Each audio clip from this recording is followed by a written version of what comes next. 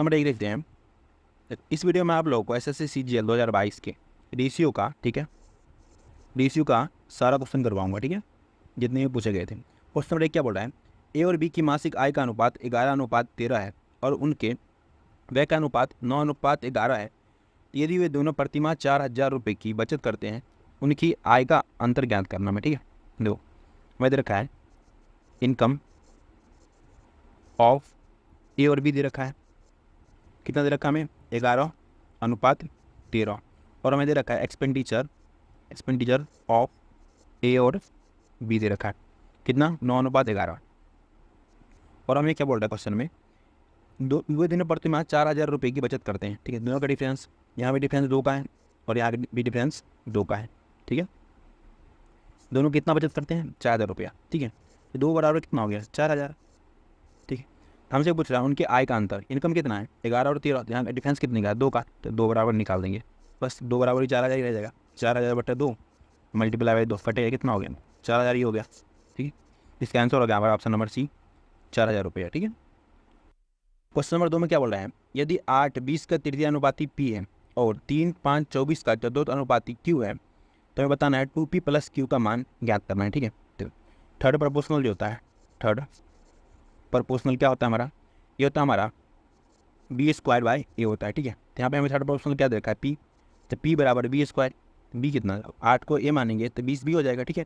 तो 20 × 20 बटे कितना हो जाएगा 8, काटेंगे कितने बार हो जाएगा, 4×5 = 20, 4×2 = 8, 2 से काटेंगे किस समान हो जाएगा 10/12। हमारा p बराबर कितना आ गया 50। अब क्या हमें निकालना है, फोर्थ प्रोपोर्शनल निकालना है, ठीक है, चतुर्थ अनुपाती निकालना है। देखो चतुर्थ अनुपाती कैसे निकालते हैं, a/b बराबर c/d होता है, ठीक है। यहाँ पर देखो इसको अगर a मानता हूँ, इसको b, इसको c, इसको d, जो निकालने वाला है d, ठीक है। तो यहाँ पर देखो a की जगह कितना लिखेंगे 3/5, ठीक है, a/b, और c की जगह पे 24, ओके, और d हमें निकालना है, ठीक है, d। तो d की जगह पर क्या दे क्वेश्चन में, क्यों दे रखा है, तो क्यों लिख देते हैं, ठीक है। काटते हैं 3/24, यहाँ से हमारा क्यू बराबर कितना आ गया 8×5 = 40 आ गया क्यू की वैल्यू, ठीक है। अब हमें क्या निकालना है, 2p + q, ठीक है, 2p + q निकालना है। 2p b कितना है 50, 50 को 2 से मल्टीप्लाई करेंगे कितना हो जाएगा 100, प्लस q कितना निकालें है 40, जो के लिए देंगे कितना हो जाएगा हमारा 100 + 40 140 हो गया 2p + q की वैल्यू, ऑप्शन नंबर। वर्तमान में ए बी से 8 वर्ष छोटा है, यदि 4 वर्ष पहले उनकी आयु का अनुपात 1:2 के अनुपात में थी, तो वर्तमान में बी की आयु कितनी है, ठीक है। चलो मैं इसे 2 तरीके से बताता हूँ, ठीक है। एक तो मैं टाइमलाइन से बताता हूँ, ठीक है। अगर मानो यहाँ पे अगर हमारा प्रेजेंट है, तो इससे पहले जाएंगे तो पास्ट, इससे आगे जाएंगे फ्यूचर हो जाएगा, ठीक है। यहाँ से 4 साल पहले, 4 साल पहले उसका एज का अनुपात ए और बी के एज का अनुपात कितना दे रखा था, 1:2, और प्रेजेंट में जो है उसका एज बी जो है ए से 8 साल बड़ा है, ठीक है। एक एग्जाम्पल लो, मानो अगर अभी आप अपने पापा से, मानो कि आप पापा से 22 साल छोटे हो, ठीक है, तो 22 साल बाद भी ना आप पापा से 22 साल ही छोटे रहोगे, क्योंकि 22 साल अगर आप आगे इसमें बढ़ते हो, आपके पापा भी 22 साल आगे बढ़ेंगे, ठीक है। तो एज का डिफरेंस जो होता है ना, गैप जो होता है ना, हर हमेशा अगर एक तो दूसरे से कंपेयर करेंगे तो ऑलवेज बराबर होगा, ठीक है। तो यहाँ पे देखो, यहाँ पे b - a कितना है 8 है, तो यहाँ पर देखो अगर b में से मैं a को हटाता हूँ, 1 का डिफरेंस आ रहा है, 1 बराबर कितना दे रखा है 8, यहाँ से अगर मैं 2 बराबर निकाल लूँ तो 16 और 1 बराबर 8 रह जाएगा। अगर यहाँ पे हमें दे रखा है 4 साल पहले का, ठीक है, 4 साल पहले का, 4 साल पहले की एज कितना है 16, अगर मैं अभी की निकालता हूँ प्रेजेंट का, तो हम इसमें 4 जोड़ देंगे, 16 + 4 कितना हो गया बी का, 4 20 साल का भी होगा बी, ठीक है, 20 ईयर्स का बी होगा, तो ऑप्शन नंबर बी होगा इसका आंसर, ठीक है। अगर ऐसे आप लोगों को समझ में नहीं आया तो एक और तरीका बताता हूँ मैं, ठीक है। ए और बी लेते हैं, ठीक है, ए और बी, अगर मैं बी को एक्स मानता हूँ, ठीक है, तो ए कितना हो जाएगा हमारा, तो ये हो जाएगा हमारा, ठीक है।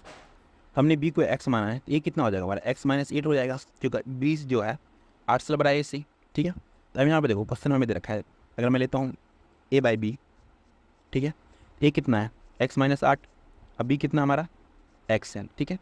और हमें क्वेश्चन में दे रखा है इसका रेशियो कि कब का, 4 साल पहले का, ठीक है, 4 साल पहले रेशियो अभी थी प्रेजेंट का, ठीक है। हम अगर 4 साल पहले जाते हैं, ठीक है, इसमें क्या करेंगे हम 4 साल और माइनस करेंगे दोनों में से, ठीक है, बराबर प्रेजेंट में कितना दे रखा है 4 साल पहले के दे रखा है हमें एज का रेशियो कितना 1/2, तो यहाँ से आ जाएगा हमारा देखो x - 12 बटे x - 4 बराबर 1/2।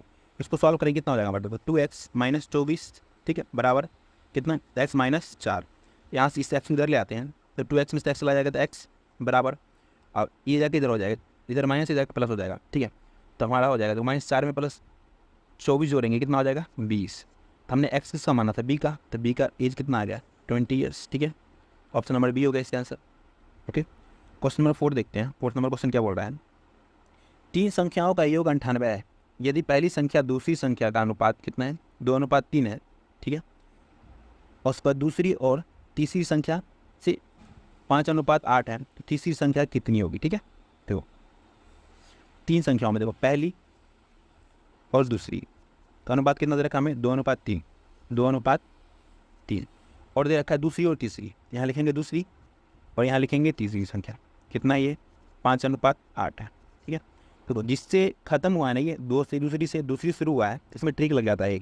कौन सा ट्रिक लगता है अभी बता सुनते, पहली दूसरी और तीसरी का हम रेशियो निकाल लेंगे, ठीक है। इसमें उल्टा एन लगाते हैं, उल्टा एन मतलब इस वाले पार्ट को इसको इससे मल्टीप्लाई करेंगे कितना हो जाएगा 10, इसको इससे करना होता है कितना हो जाएगा हमारा ये 15, और इसको इससे कितना 24, इसको उल्टा एन, ठीक है। अब देखो हमने रेशियो निकाल लिया है, अब वैल्यू दे रखा हमें कितना 98, तो तीनों कितना हो जाएगा, तो हो जाएगा हमारा ये 49, तो नीचे हो जाएगा हमारा 49, ठीक है। 49 हमें निकालना किसका है, हमें निकालना है तीसरी संख्या, ठीक है। तीसरी संख्या कितना है 24, 49 से काटेंगे कितना बार में जाएगा 2 बार में, हमारा तीसरी संख्या आ गया थर्ड नंबर कितना आ गया हमारा, थर्ड आ गया हमारा कितना 24 दूना 48, हमसे ये पूछ रहा था, तो तीसरी संख्या कितना हो जाएगा ऑप्शन नंबर बी 48, ठीक है। क्वेश्चन नंबर 5 देखते हैं क्या बोला क्वेश्चन, 3 वर्ष पहले पिता की आयु पुत्र की आयु का अनुपात 8:3 है, तो 4 वर्ष बाद उनकी आयु का अनुपात 11:5 होगा, पिता का वर्तमान आयु बताना है, ठीक है। फिर चलते हैं टाइमलाइन लेते हैं, ठीक है। सी होगा प्रेजेंट, इससे पहले आएंगे पास्ट, इससे आगे जाएंगे तो फ्यूचर, ठीक है। यहाँ से बोल रहा हमें 3 वर्ष पहले, यहाँ से अगर मैं 3 साल पहले आता हूँ, ठीक है, 3 साल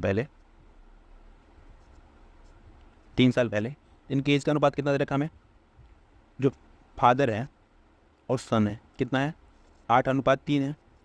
अब क्या बोल रहा है कि 4 साल बाद, यहाँ से मैं 4 साल आगे जाता हूँ, ठीक है,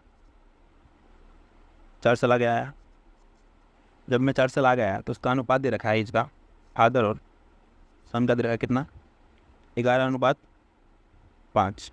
ठीक है। अभी मैंने आप लोगों को पिछले क्वेश्चन में समझाया था कि अभी अगर मानो उसके पापा अगर मानो 20 साल के होंगे, ठीक है, उसका बेटा होगा 15 साल का, जब 5 का डिफरेंस है तो 50 साल बाद भी 5 का ही डिफरेंस होगा। तो यहाँ पे देखो डिफरेंस अलग कैसे हो सकता है, यहाँ पे डिफरेंस कितने का है 5 का, यहाँ पे डिफरेंस कितने का 6 का, ये तो गलत बात है, तो हमें डिफरेंस को बराबर करना पड़ेगा, ठीक है। इधर अगर मैं 6 से मल्टीप्लाई कर दूँ और इधर 5 से मल्टीप्लाई कर दूँ, ठीक है, तो मैं 5 से मल्टीप्लाई कर दे रहा हूँ, ओके, 5 से मल्टीप्लाई कर दिया। तो अब जो है एज गैप जो है वो बराबर हो जाएगा, तो 6 से मल्टीप्लाई करूँ कितना हो जाएगा हमारा 6 × 48 और 6 × 18, 5 से 11 बचे 55, ठीक है, और बचे 25, ठीक है, 55 और 25 आ गया। अब देखो टोटल यहाँ से प्रेजेंट से फ्यूचर में जाने में कितना का साल लगता है इसको, 4 3 7 साल, तो यहाँ डिफरेंस कितने का है, यहाँ डिफरेंस 7 का है, तो 7 बराबर 7, 1 बराबर 1 ही आ गया।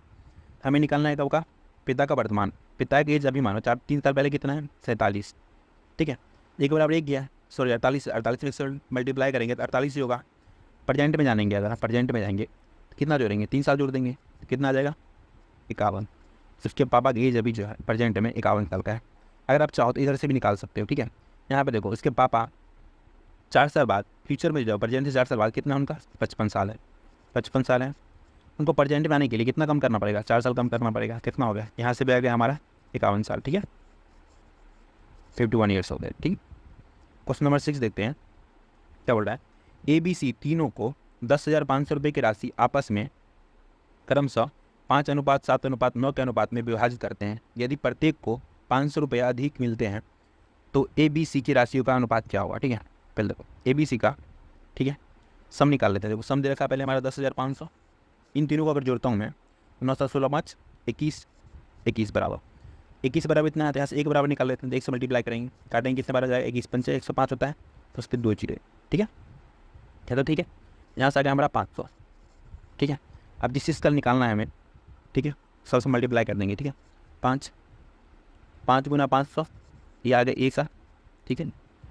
और बी का निकालेंगे कितना हो जाएगा हमारा ये 7 गुना 500, और सी का निकालेंगे कितना हो जाएगा हमारा ये 9 गुना 500, ठीक है। ए का कितना आ जाएगा 2500, बी का जाएगा हमारा 3500, और सी का जाएगा 4500। तो हमें बोल रहा है कि सबको अगर 500 रुपये और दिया जाता है, अधिक दिया जाता है, मैं सब में 500 रुपये और ऐड करूँगा, ठीक है। 500 रुपये इसको भी, 500 रुपये इसको भी, 500 रुपये इस तरीके, इसका रेशियो बताना हमें, ठीक है। तो 2500 500 कितना हो जाएगा हमारा 3000, अनुपात 3500 500 4000, फिर से अनुपात 4500 500 5000, ठीक है। 3 जीरो से 3 जीरो सबका खत्म रेशियो में है, तो हमारा कितने का अनुपात आ गया 3:4:5 आ जाओ, ठीक है। तो आंसर हो जाएगा हमारा ऑप्शन नंबर ए 3:4:5, ठीक है।